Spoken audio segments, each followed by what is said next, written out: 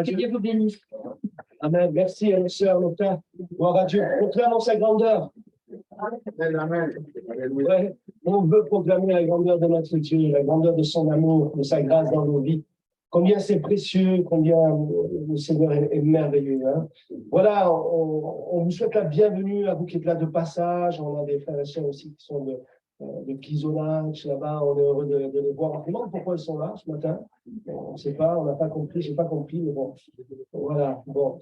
Voilà, en tout cas, soyez les bienvenus. Hein? Voilà, quelques annonces, juste pour vous dire que demain, il y a la pastorale PACAC. Je participerai par Zoom. Donc, prions pour notre région, les églises, les ministères, que Dieu étende ses mains. Nos réunions de la semaine, mardi soir, nous sommes là à 19h. C'est une réunion qui est là, qui est importante dans la semaine. On a un moment, venez, écoutez, partagez le message de la parole de Dieu. Cette semaine aussi, on aura la joie d'accueillir sur Corté, à partir de mercredi, des responsables de l'œuvre d'Agapé France, qui s'occupe entre autres des étudiants, qui est notre frère Roch sur Corté. On est heureux de retrouver le frère américain, Yves Dali, qui sera avec un autre frère, accompagné d'un autre frère.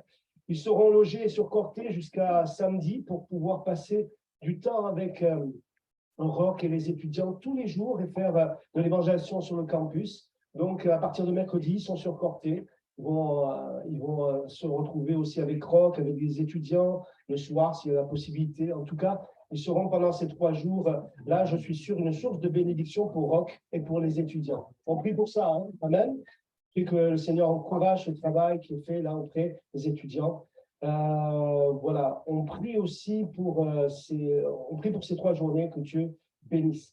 Jeudi à 19h, on a notre réunion à Portich aussi, on est encouragés. En ce moment, il y a un bon groupe qui est là, hein, tous les jeudis. Que Dieu multiplie, que Dieu nous donne de voir encore des âmes nouvelles venir et que Dieu bénisse et sauve et se révèle dans les cœurs. Hein.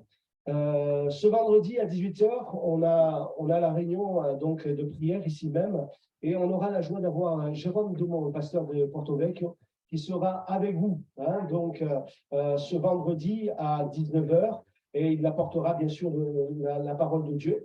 Il y aura également la réunion sur Propriano, et je serai sur Propriano. Donc, ce vendredi, notez-le, notre frère Jérôme Demont sera avec nous sur Ajaccio.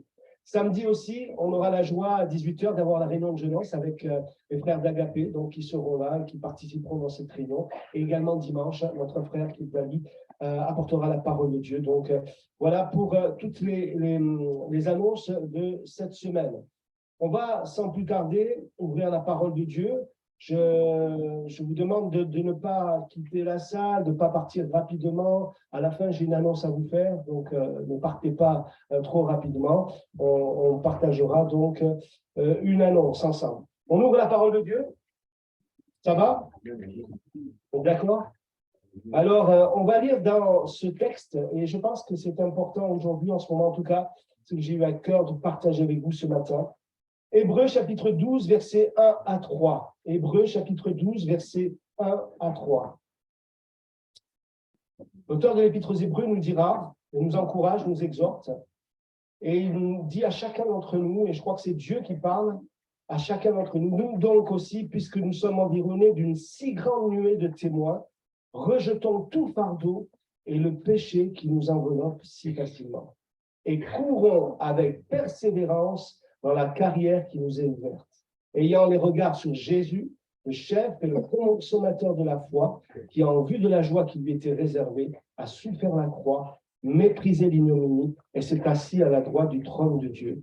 Considérez en effet celui qui a supporté contre sa personne une telle opposition de la part des pécheurs, afin que vous ne vous lassiez point, l'âme découragée. Amen. Courons avec persévérance. Alors, je viens de dire, j'ai une annonce à vous faire à la fin. Je sais qu'il y en a qui disent, c'est quoi son annonce? Vous êtes en train de gamberger, c'est quoi son annonce? Qu'est-ce qu'il va nous annoncer? Qu'est-ce qu'il veut nous annoncer encore? Hein, voilà. Ne vous inquiétez pas, il n'y a pas de souci. Hein. Donc, restons focalisés sur la parole de Dieu. Hein. Courons avec persévérance. Le pouvoir de la persévérance. Le pouvoir de la persévérance. Je crois que ce matin, c'est ce que je voudrais partager avec vous, avec chacun d'entre vous, frères et sœurs. Je crois qu'on a tous besoin vraiment d'être encouragés et de réaliser que ça vaut la peine de persévérer avec Dieu. Ça vaut la peine de continuer, d'aller de l'avant malgré tout. Ne baissons pas les bras dans la détresse, mais comptons sur notre Dieu, frères et sœurs. Il est fidèle. Il est fidèle. Et combien de fois il nous l'a prouvé, combien de fois il le prouve encore. Persévérer, ça veut dire persister, demeurer ferme et constant. Constant, ça veut dire régulier, stable. Persister, demeurer ferme et constant. Je crois que c'est ce que les croyants ont besoin. Vous savez, la vie chrétienne, ce n'est pas un long fleuve tranquille, vous l'avez appris, non? Vous le savez que ce n'est pas facile. Vous me direz, ne pas croire et ne pas marcher avec Dieu, c'est encore plus difficile, moi je pense. Mais oui, mais bien sûr que la vie chrétienne n'est pas un long fleuve tranquille. C'est comme quelqu'un a dit, c'est pas une course de 100 mètres, mais c'est une course de fond. Vous savez, il faut de l'endurance, il faut de la persévérance. On a des sportifs là, ouais. Hein? Moi, comme sportif, je vous dis, hein, donc ce qu'il faut faire. Bon, voilà, bon, arrêtez, il faut que je m'y mette. Mais je crois que c'est important qu'on puisse réaliser ça. Et des fois, on est découragé, des fois, on est atteint dans notre morale, et il y a toutes sortes de choses. Vous avez vu, quand on est découragé, on voit toutes les choses négatives. C'est bizarre, hein? Quand on est découragé, quand on est dans l'amertume, quand il y a des choses qui ne vont pas, alors là, c'est bizarre, on a l'impression que toutes les choses négatives, elles sortent devant nous, là. C'est clair devant nous. Et on focalise sur ces choses-là et on se dit, oui, ben, c'est terrible, il n'y a rien, il y a rien qui se passe, voilà, et puis je suis abandonné à ceci, à cela. Et puis, quand je m'appuie sur le Seigneur et que malgré mon découragement, je me confie sur le Dieu de mon salut, le Dieu qui est fidèle, alors c'est bizarre. Là, le Seigneur, il m'aide à voir aussi, malgré tout, au travers du voile, il m'aide à voir les choses aussi lumineuses et la grâce de Dieu, la présence de Dieu et sa fidélité. Amen. Ne baissons pas les bras dans la détresse, frères et sœurs, mais comptons sur notre Dieu, il est fidèle. Beaucoup de gens aujourd'hui traversent des épreuves et vivent des choses très difficiles dans notre monde aujourd'hui, dans notre société, dans notre ville d'Ajaccio. Les gens vivent de véritables drames, sont dans un découragement, une souffrance énorme. Et ils ne connaissent pas le Seigneur que nous avons. C'est terrible, non? Moi, j'ai ce recours d'aller pleurer aux pieds de Jésus. Moi, j'ai ce recours d'aller crier même vers Jésus. J'ai ce recours de savoir que quand je suis là, découragé, le Seigneur, combien de fois, j'ai voulu arrêter, stopper, dire non, c'est fini, ça ne sert à rien, on abandonne, on baisse les bras. Et puis là, le Seigneur, parce qu'il nous aime, parce qu'il est fidèle, et au-delà même de nos erreurs, au-delà même de nos mauvais choix, de tout ce que vous voulez, il est toujours là. Et il vient et dit, mais non, t'inquiète pas, je suis là, je suis là. Combien c'est important de réaliser cela. Et cette parole, elle est là pour encourager le peuple de Dieu, pour encourager aussi vous qui êtes là. Vous avez besoin de connaître ce Dieu qui est fidèle et qui nous aime. Persister, demeurer ferme et constant. Plusieurs versets dans la Bible nous exhortent à persévérer. Vous les connaissez, je vous les cite rapidement. Vous serez haïs de tous à cause de mon nom, mais celui qui persévérera jusqu'à la fin sera... Amen. Matthieu 10, verset 22. Un autre verset dans le livre des Actes des Apôtres, au chapitre 1er, verset 14. Tous d'un commun accord, persévérer dans quoi? Dans la prière avec les femmes et Marie, mère de Jésus, et avec les frères de Jésus. Dans Acte 2 aussi, verset 42, ils persévéraient dans l'enseignement des apôtres, dans la communion fraternelle, dans la fraction du pain et dans les prières. Voilà ce qui nous est dit, nous est rappelé. Dans Acte 14, verset 22, fortifiant l'esprit des disciples, les exhortant à persévérer dans la foi. La foi, la confiance aveugle en Dieu. La foi qui n'est pas juste une religion ou juste une étiquette ou juste, je ne sais pas moi, une tradition, mais la foi qui est une foi vivante dans nos cœurs, qui est une confiance totale en Dieu. Non? Dans le Dieu que nous ne voyons pas. Nous avons confiance en lui. Nous avons confiance en sa parole et ses promesses. Gloire à Dieu. Merci Seigneur. Persévérons dans la foi en disant que c'est par beaucoup de tribulations qu'il nous faut entrer dans le royaume de Dieu. Ne soyez pas troublés, frères et sœurs. Et puis, Paul dira dans 1 Corinthiens chapitre 15, « Je vous rappelle, frères, l'évangile que je vous ai annoncé, que vous avez reçu, dans lequel vous persévérez. » On a reçu l'évangile, non? On l'a reçu dans notre cœur comme la parole de Dieu. Elle a changé nos vies? Moi, c'est que moi. Hein? Tout à l'heure, on chantait, je regardais le chant, je dis, réjouissons-nous. Seigneur, il faut que, voilà, qu'on réalise ce que l'on chante des fois, réjouissons-nous, ouais.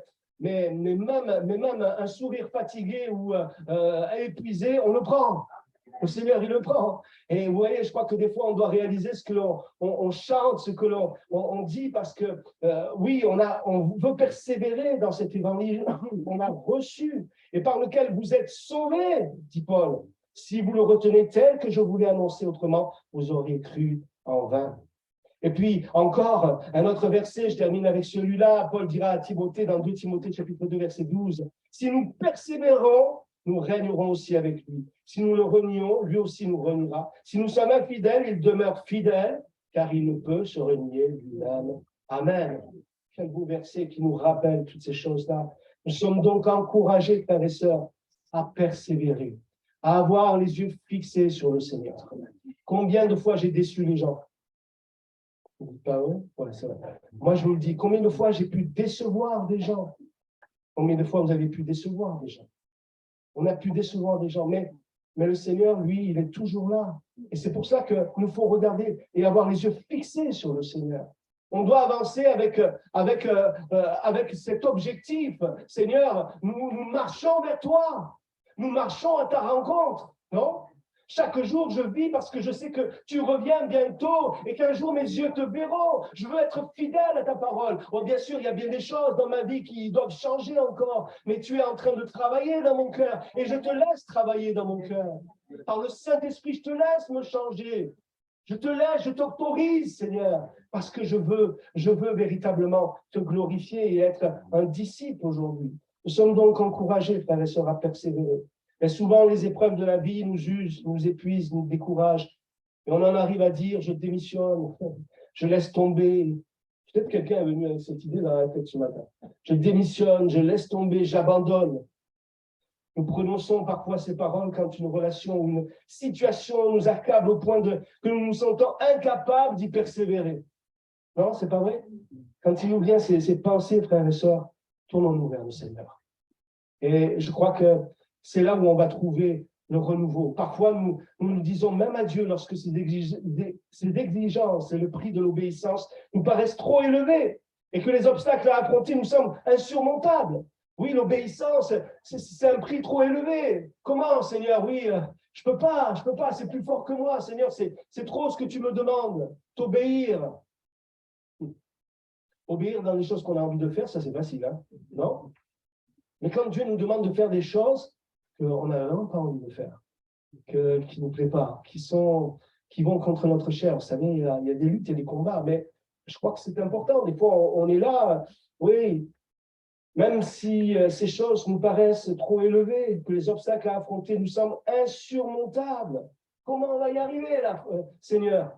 Moi, je ne peux pas, là. Comment on va sortir de cette situation? Ou comment on va entrer dans un nouveau temps dans notre vie? On va sortir de ces moments. Comment, Seigneur? C'est insurmontable. Il y a une montagne devant moi, Seigneur. Peut-être tu es là avec un défi, une montagne devant toi. Insurmontable, impossible. Impossible. Tu n'arrêtes pas de te répéter ça. Impossible, j'arrive pas, je peux pas. Tu essayes, tu fais tous tes efforts humains. Et à chaque fois, boum, tu retombes. Et tu te dis, voilà, c'est impossible, c'est impossible. Mais oui, tu as raison, c'est impossible à toi. Mais le Seigneur, lui, il peut te donner la force que tu n'as pas. Lui, il peut te donner la maîtrise que tu n'as pas. Lui, il peut t'aider à surmonter cette montagne, cette épreuve. Dieu nourrit pourtant, vous savez, notre persévérance, même quand nous sommes découragés. Il nous donne, pour exemple, une nuée de témoins dans l'Écriture. Non? C'est important de revenir à la parole de Dieu, frères et sœurs. Combien de fois dans ces moments-là, vous savez, quand on a l'impression que tout est sombre, que tout est fermé, que tout est bloqué, qu'on est découragé, on ouvre la parole de Dieu, et c'est bizarre, hein? Mais juste à ce moment-là, on tombe sur les paroles qui nous parlent d'une telle force, non? Et Dieu nous parle et nous donne et nous encourage. Combien c'est une réalité. J'espère que vous le vivez, que vous voulez le vivre encore plus. Les récits des chrétiens fidèles, bien sûr, et Jésus-Christ qui nous encourage à persévérer. On voit que le Seigneur a subi les douleurs de la croix, non seulement pour nous sauver, mais aussi pour nous inspirer à ne pas perdre courage. Non? Il a donné sa vie sur la croix, il a subi les douleurs de la croix, non seulement pour nous sauver, mais aussi pour nous inspirer à ne pas perdre courage. Et combien de fois Jésus dira, ne crains pas, crois seulement. Ne perds pas courage, courage. Dieu veut t'encourager ce matin. Est-ce que tu es prêt à entendre sa voix? Est-ce que tu veux entendre sa voix encore? Ou est-ce que tu te fermes? Ou est-ce que tu te dis, non, ouvre ton cœur, ouvre tes oreilles, mon frère, ma sœur, mon ami qui est là. Le Seigneur n'est pas venu pour nous juger, pour nous enfoncer, pour nous abandonner, pour nous pointer du doigt. Il est venu pour nous sauver, pour nous accompagner, non? Quand il est parti, il n'est pas dit, je m'en vais, débrouillez-vous, je reviendrai. Il n'a pas dit ça. Il a dit, je m'en vais, mais voilà. Avant que je revienne, je vous envoie un autre moi-même. J'aime cette version. Je vous envoie un autre moi-même, le Saint-Esprit. Et il sera avec vous et en vous, amen. Et il vous communiquera toutes choses. Gloire à Dieu. Merci Seigneur, parce que tu es le Fils de Dieu, tu es le Sauveur. Tu n'es pas n'importe qui. Notre Dieu, Jésus n'est pas venu créer une religion. Il n'y a que trop de religions sur cette terre. Et il n'est pas venu créer les catholiques, ni les évangéliques, tous les hic que vous voulez, non? Il est venu te sauver. Il est venu te révéler l'amour du Père. Il est venu te dire qu'il y a une espérance vivante. Il est venu ouvrir le chemin vers la vie éternelle, vers le royaume de Dieu. Oh, quelle grâce, quelle bénédiction de croire malgré les épreuves et les difficultés. Dans notre monde, les épreuves sont là et sont nombreuses, mais Dieu dit de ceux qui persévèrent dans l'affliction qu'ils sont bénis. Dans l'épître de Jacques au chapitre 1er, verset 12, il nous est dit « Heureux l'homme qui supporte », mais heureux l'homme, il n'y a pas que les hommes, d'accord? Heureux l'homme, en général, qui supporte patiemment la tentation, car après avoir été éprouvé, il recevra la couronne de vie que le Seigneur a promise à ceux qui l'aiment. Amen. Une autre version dit « Heureux est l'homme qui demeure ferme dans l'épreuve ». Alléluia. C'est pas évident, hein? Heureux est l'homme qui demeure ferme dans l'épreuve, car après avoir prouvé sa fermeté, il recevra la couronne de victoire, la vie éternelle que Dieu a promise à ceux qui l'aiment. Gloire à Dieu. Alors, pour tenir bon, nous devons nous décharger, vous savez, frères et sœurs, de tout ce qui nous pèse, du péché, nous dira l'auteur de l'Épître aux Hébreux, de ce qui gêne notre progression spirituelle. Alors seulement et seulement alors, nous pouvons grandir à l'image de Christ et lui devenir utile, non?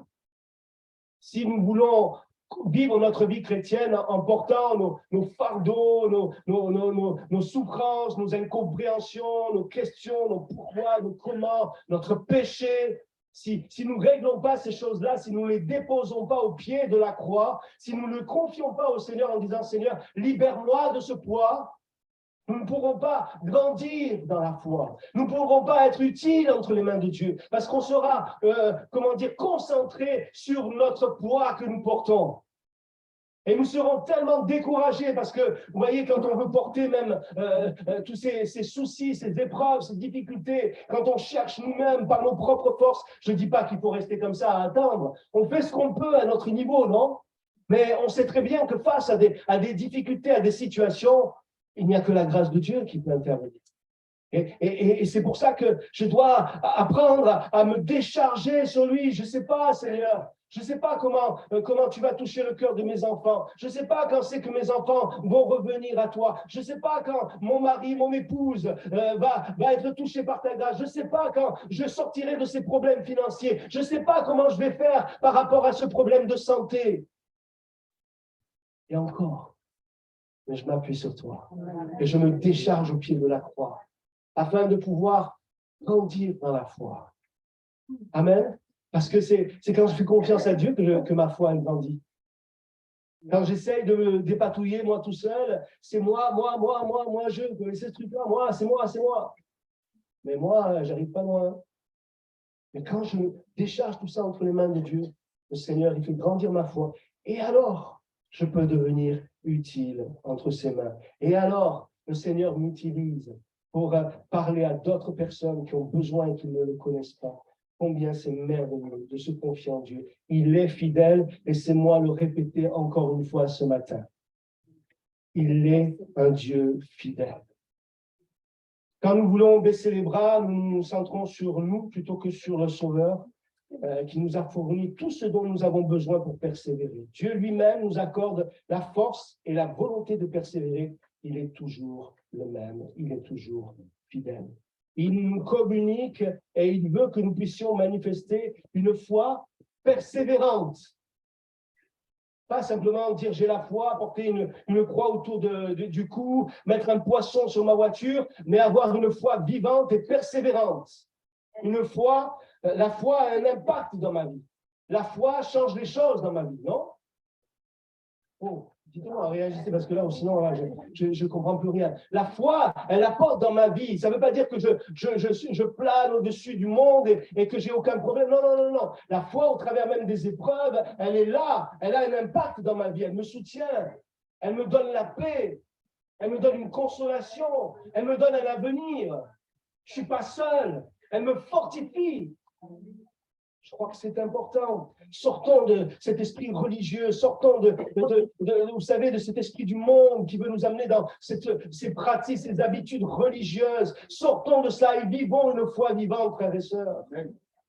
Avec le peu de foi que j'ai. Je n'ai pas besoin d'attendre d'avoir la foi d'un tel ou d'un tel. Et puis même, excusez-moi, je m'en fiche du niveau de la foi d'un tel ou d'un tel. Moi-même, avec le peu de foi que j'ai, mon Dieu, il peut m'utiliser.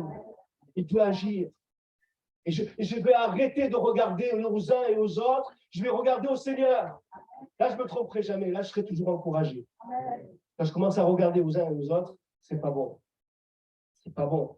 Parce que là, on se compare. Là, il y a l'orgueil humain, il y a tout ce que vous voulez là, qui vient se balader dans notre cœur. Une foi persévérante. Utilisons les périodes d'attente de notre vie pour affermir notre foi. Des fois, on dit, ouais, mais Seigneur, d'accord, mais ça fait longtemps que j'attends. Ça fait longtemps que j'attends. Ouais. Regardez ce que dit Paul aux Romains, chapitre 4, versets 13 à 25. En effet, ce n'est pas par la foi que l'héritage du monde a été promis à Abraham ou à sa postérité. C'est par la justice de la foi. Car si les héritiers le sont par la loi, la foi est vaine. Et la promesse est anéantie parce que la loi produit la colère. Et que là où il n'y a point de loi, il n'y a point non plus de transgression.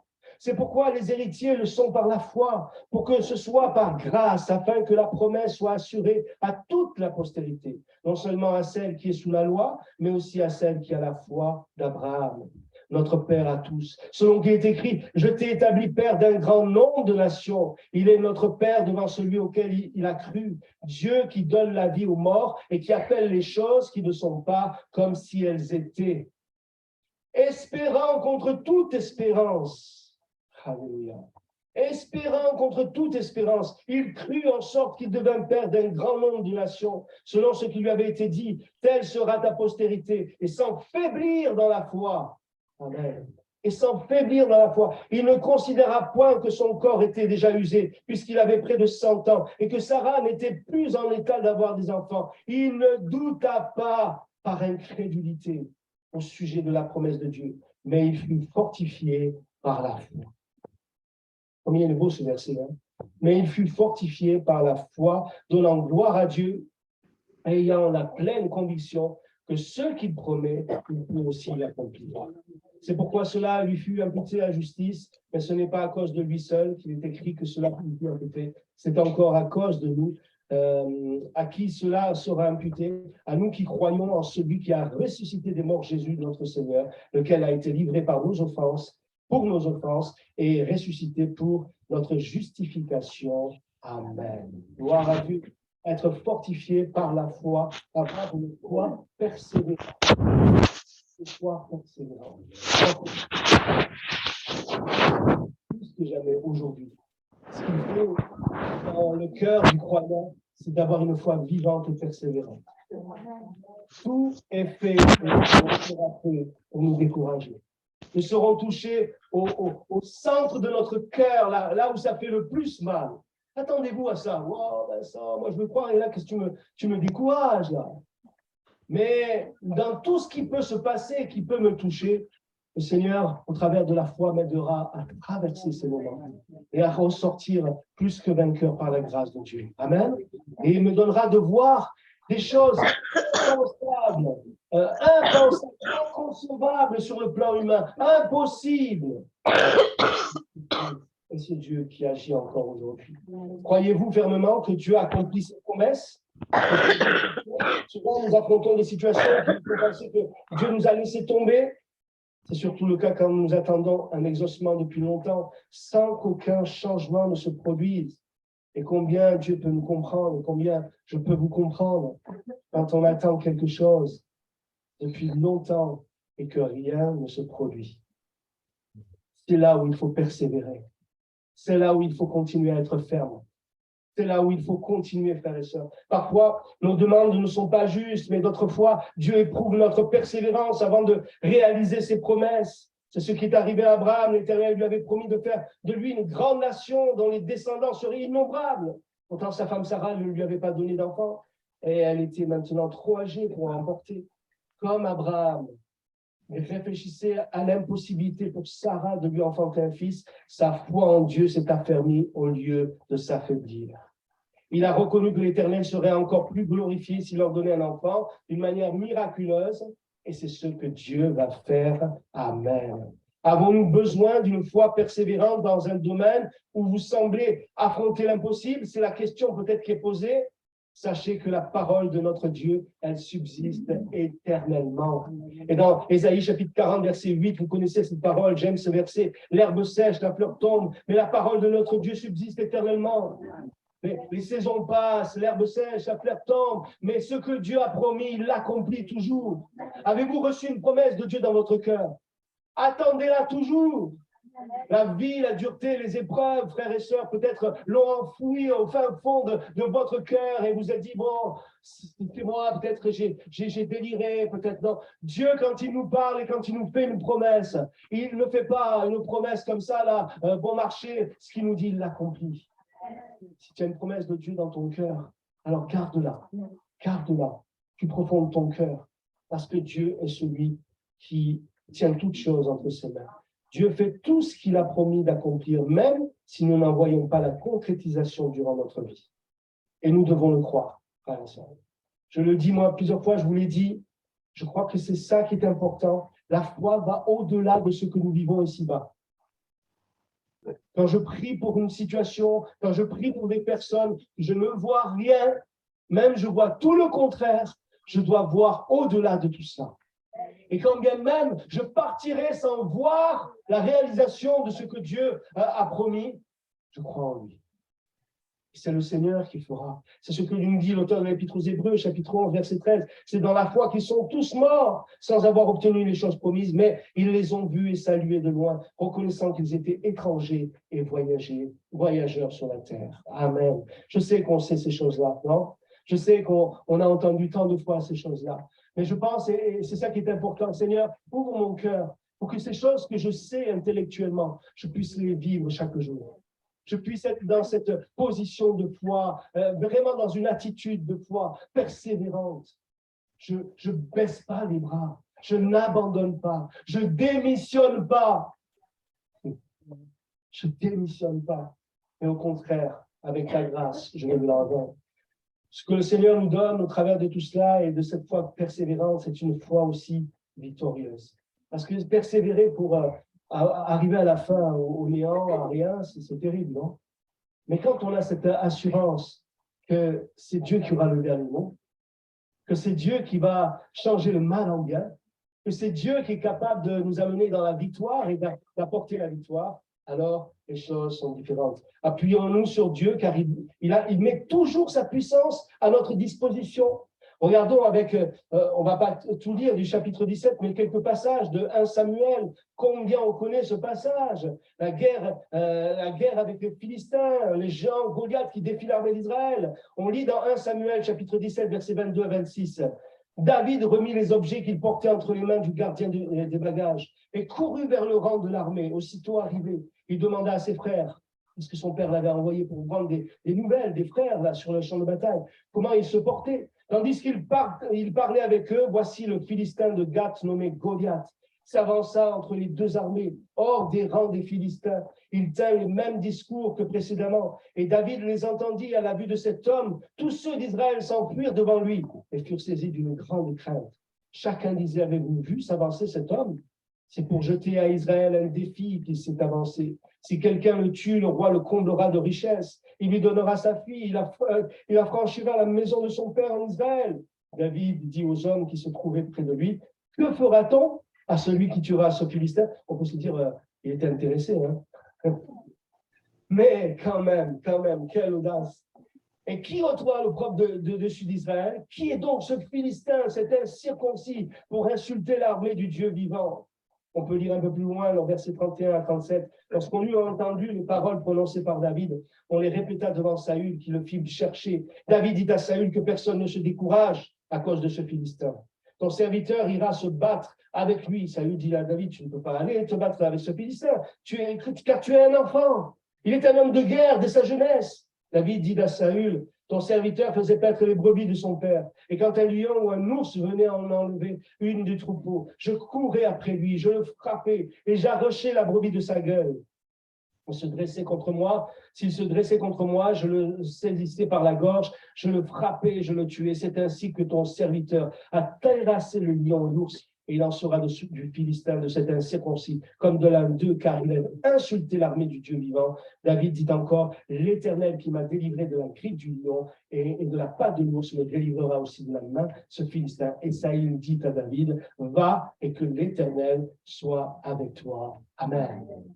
Cette histoire, on aime la raconter aux enfants, et les enfants qui ont grandi dans les foyers chrétiens, ils la connaissent par cœur, ils aiment ça, de voir Goliath imposant, et puis David qui arrive là, comme ça, et comment David va terrasser ce Goliath. Mais dans notre vie, frères et sœurs, les Philistins, ils sont plus là aujourd'hui, mais il y a d'autres Goliaths qui se dressent devant nous, se dressent devant l'armée du Seigneur, et il y a bien des combats, bien des luttes, mais quel exemple extraordinaire que David nous donne, une foi victorieuse, une foi qui a de l'audace, une foi qui ne fait pas n'importe quoi, mais qui manifeste de l'audace, parce que David avait cette confiance en Dieu, cette confiance dans le Seigneur, et il va être animé d'une sainte colère. Ça existe, ça? Une sainte colère. Ah ouais. Bon, ça ne veut pas dire que maintenant, si vous mettez en colère, dire à votre mari ou à vos enfants. C'est une sainte colère. Hein? Vincent nous a dit que ça existe. Donc, en tout cas, il était animé vraiment de cette colère qui était là. Il dit, mais comment cet incirconcis se présente et défie l'armée d'Israël? Dieu désire que les siens s'appuient sur sa puissance infinie. Amen. Savez-vous qu'on se confie dans un Dieu qui a une puissance infinie? Les hommes, ils ont leur armée, ils ont leur puissance, ils ont leurs armes, mais franchement, c'est limité. Mais Dieu, il a une puissance infinie, une puissance créatrice, comme il peut aussi manifester sa colère aussi. Hein. Et là, c'est encore autre chose, mais une puissance infinie. Ça veut tout dire, c'est important. Et pour ce faire, il les place dans des situations difficiles qui les amènent au bout de leur force des fois. Dieu désire que nous puissions réagir. Si nous imitons David dans ce passage, nous nous rendrons compte de l'immense fidélité de Dieu. Quand vient l'épreuve et la difficulté, quand il vient ces choses-là, plutôt que de baisser les bras et de dire « Seigneur, je ne sais pas, je ne comprends pas, je souffre, j'ai mal, je pleure, j'ai tout ce que vous voulez, mais j'ai foi en toi. Je m'appuie sur toi. Et je sais que je ne suis pas seul parce que tu es avec moi. » Et en ce moment, il y a peut-être quelqu'un au milieu de nous qui a besoin de délivrance, vraiment de guérison, vraiment de vivre quelque chose là de surnaturel, parce que c'est plus fort que lui, que elle. Et ça, mon frère, ma soeur, mon ami, prends courage. Dieu a une force et une puissance infinie qui peut te libérer de tout lien, de toute addiction même. Amen. Combien on a expérimenté, combien bien des hommes et des femmes, des jeunes sont venus touchés par l'alcool, je me rappelle, c'était Jean-Baptiste qui disait à Corté, il disait il avait un problème dans sa vie et ça le bouffait. Et il disait un jour, j'ai fait une petite prière. C'est ça, Jean-Baptiste? Ben, elle était bonne, la petite prière. Hein? Une petite prière. Et Dieu l'a libéré de ses problèmes d'addiction, non? Et combien qui ont connu le milieu de la drogue ou autre chose? Heureusement, il n'y a pas que ça. Hein? Mais combien le Seigneur, la puissance du Seigneur, elle est infinie quand on se confie en lui. On peut vivre des choses extraordinaires qui dépassent notre entendement. Notre entendement. Je me rappelle de ce jeune qui était monté dans ce centre de post-cure qui était dans l'arrière-pays niçois. Et lui, sa femme était toxico à Nice. Et vous voyez, sa femme avait grandi dans les églises, elle connaissait, mais lui, il ne connaissait pas. Et elle lui avait demandé, il faut que tu ailles là-bas dans ce centre, il faut que tu montes là-bas. Et lui, il dit, mais pourquoi je vais monter là-bas? Moi, je ne veux pas. Et puis Dieu, qu'est-ce qu'il peut faire pour moi? Alors, il y a eu tout un truc pendant des mois. Puis un jour, il était tellement mal, il a dit, OK, je vais y aller. Et puis, il est allé là-bas. Alors, ce n'est pas dit que ça se passe toujours comme ça. Hein. Mais pour lui, ça s'est passé comme ça. Il est arrivé là-bas dans l'incrédulité complète. Il est arrivé dans le centre et Dieu l'a délivré complètement. Et ils ont prié simplement, il a été accueilli. Il s'est levé le matin et normalement, lui s'est dit, bon, j'arrive là le soir, OK, demain matin, je me lève un peu tôt, je reprends la route, je vais trouver faire du stop, je vais y arriver, ceci, cela, je redescends sur Nice, il faut que je vois un peu. Et lui, le matin, il se lève complètement libéré. Dieu peut tout. Il peut en un instant. Comme des fois, il nous fait traverser et il nous fait trimer, souffrir parce qu'on doit passer par ce chemin-là aussi. Et ça appartient à Dieu, mais il peut tout. Puissance infinie. Si nous imitons David dans ce passage, nous nous rendrons compte de l'immense fidélité de Dieu. Ayons de saints motifs dans notre cœur, non? David voulait défendre la renommée de l'Éternel.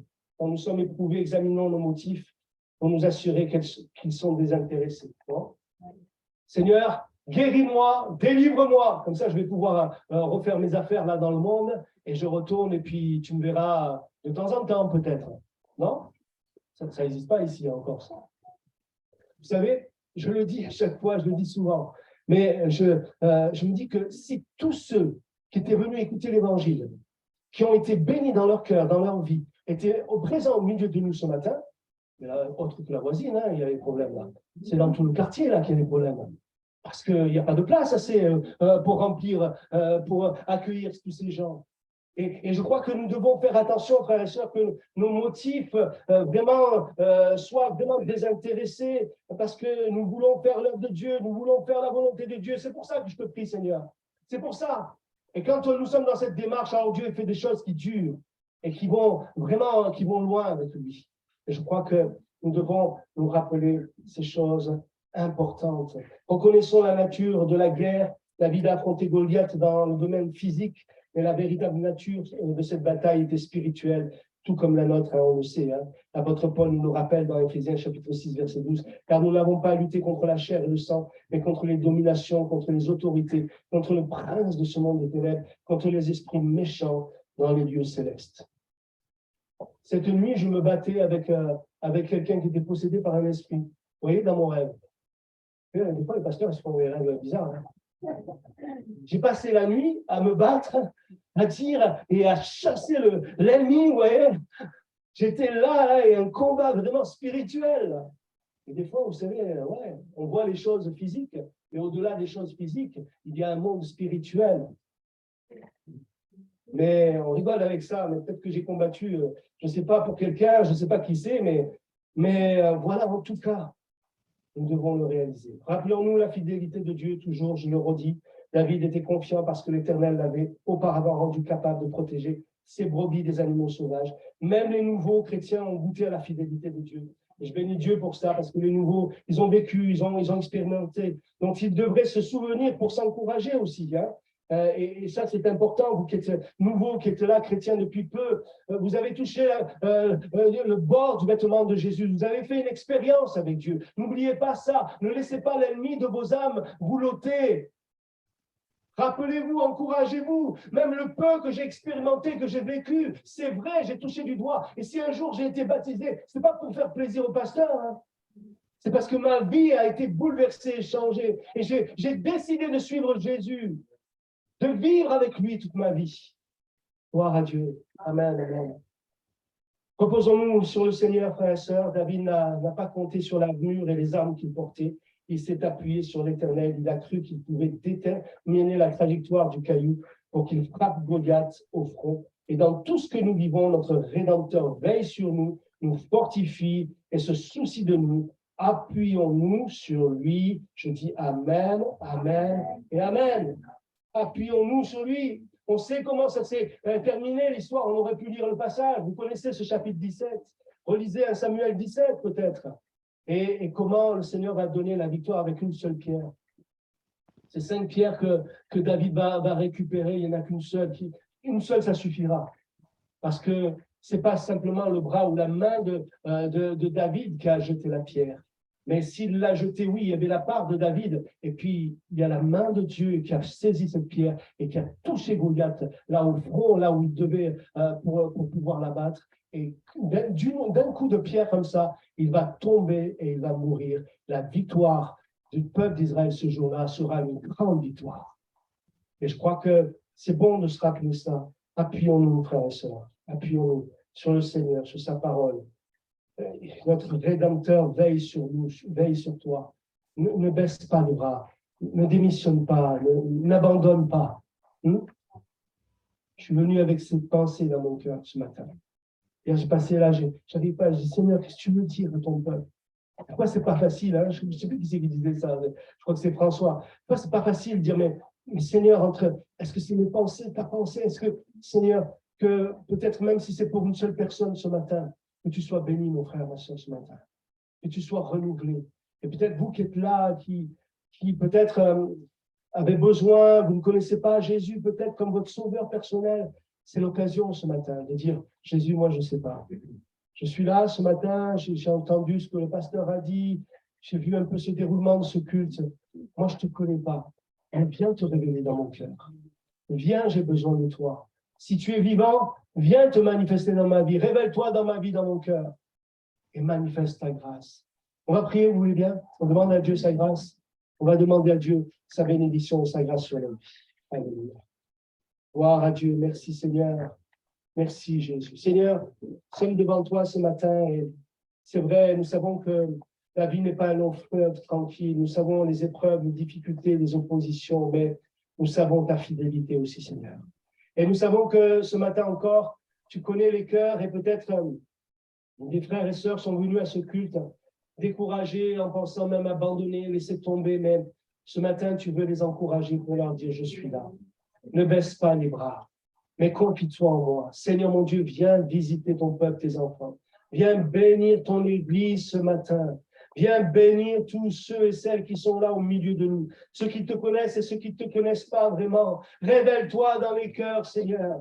Par le Saint-Esprit, viens convaincre les cœurs. Seigneur Jésus, viens agir, souffle, Seigneur, qu'il y ait un renouveau de foi, une foi persévérante, une foi victorieuse qui nous anime. Seigneur, que nous puissions avoir les yeux fixés sur toi. Bénis ton peuple, ton Église, dans toute cette Corse, dans tout notre pays. Nous voulons avoir les yeux fixés sur toi. Nous voulons, Seigneur, voir, Seigneur mon Dieu, avec les yeux de la foi. Seigneur, étends tes mains. Viens renouveler la foi, viens le fortifier. Et si des amis au milieu de nous ont besoin de délivrance, ont besoin de guérison, opère cette délivrance maintenant par le Saint-Esprit. Seigneur Jésus, tu passes au milieu de nous et tu viens faire tomber les chaînes. Tu viens faire tomber, Seigneur mon Dieu, les choses qui sont là sur nos cœurs. Que les cœurs puissent se décharger pour pouvoir, Seigneur mon Dieu, être utiles entre tes mains, Seigneur. Oh, bénis chacun d'entre nous. Seigneur, aide-nous à trouver ou à retrouver peut-être confiance en toi, à détourner nos regards des hommes, à détourner nos regards des uns et des autres pour le refixer sur toi, Seigneur, sur la croix là où tu as tout accompli. Tu l'as proclamé, tout a été accompli. Alors viens bénir ton peuple ce matin encore, Frère. Nous nous attendons à toi et nous voulons te louer et te bénir de tout notre cœur. Alléluia. À toi la gloire. Est-ce qu'on peut louer le Seigneur? Est-ce qu'on peut dire Seigneur? Et peut-être qu'au moment, au travers de ce moment, quelques-uns qui lèvent leur voix, tu pries dans ton cœur et tu dis Seigneur, j'ai besoin de toi. Viens viens ranimer ma foi. Viens ranimer véritablement là ma ferveur. Seigneur, donne-moi à nouveau de l'espérance, de l'espoir dans mon cœur. Donne-moi de relever la tête, Seigneur. Restaure les cœurs au milieu de nous. Alléluia. Quelques-uns qui lèvent leur voix et qui prient le Seigneur. Amen. Amen. Gloire à Dieu, gloire à Dieu, alléluia. Réagissons, frères et sœurs, amen. Quelques-uns qui lèvent leur voix. Oui, même toi qui es venu fatigué, épuisé, lève ta voix et dis Seigneur, j'ai entendu ta voix et je crois de tout mon cœur que tu me visites ce matin, que tu parles à mon cœur. Tu es grand et puissant, Seigneur mon Dieu. Merci parce que nous sommes au bénéfice, Seigneur, de ta fidélité, de ton amour, Seigneur mon Dieu, parce que c'est vrai, tu nous fais aller de l'avant, Seigneur mon Dieu. Tu nous gardes dans nos impossibilités, Seigneur. C'est toi qui fais, c'est toi qui œuvres, Seigneur mon Dieu. Et tu nous enseignes sur ce chemin, Seigneur, parfois douloureux, Seigneur. Mais tu es là, tu es fidèle. Que ton nom soit glorifié, Seigneur. Amen. Fermez ma bouche, Seigneur, ce bon message, Seigneur. Merci, Seigneur, d'avoir servi de notre frère. Moi, ce combat, Seigneur, qui a été hier soir, Seigneur, mais vraiment, Seigneur, tu me donnes du fort, Seigneur, comme ce bon message qui a prêché ce matin dans notre cœur, Seigneur. Ne pas avoir peur de Goliath, Seigneur. Nous avons nos défenses, Seigneur. La prière, le salut, merci pour ce beau message de guérance, Seigneur, pour mon fils, Seigneur, qui a relaxé mon âme, Seigneur. Oui, Seigneur, la promesse que tu m'as faite, Seigneur, même si je dois quitter cette terre, Seigneur, je la garde, Seigneur, et je la donne,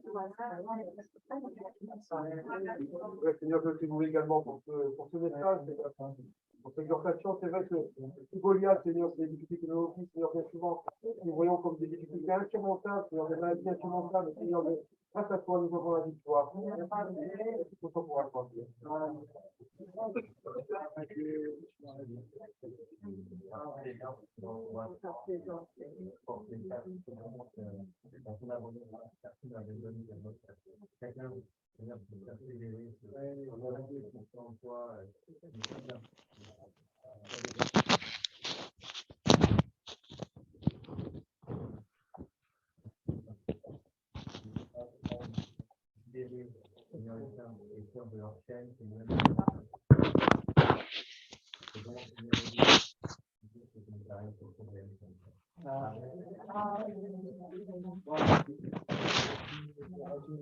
J'ai confiance en mon Seigneur, le long du chemin.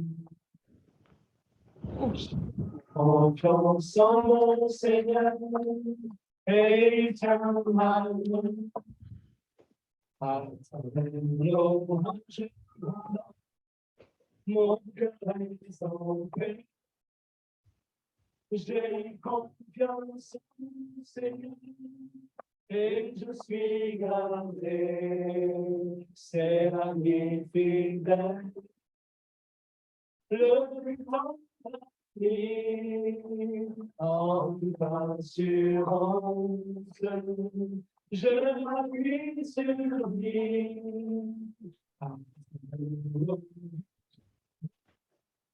Mon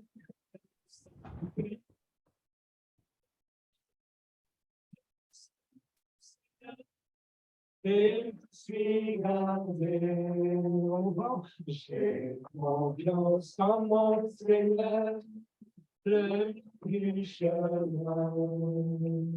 J'ai confiance en mon Seigneur, et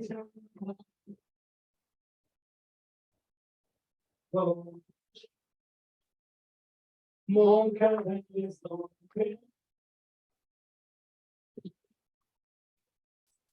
Seigneur, et je suis gardé, c'est la vie fidèle, le plus en toute assurance, Je m'appuie sur lui, à travers l'orage volant, mon cœur reste en paix. J'ai confiance en mon Seigneur et je suis gardé. Amen. Gloire à Dieu. C'est la réalité.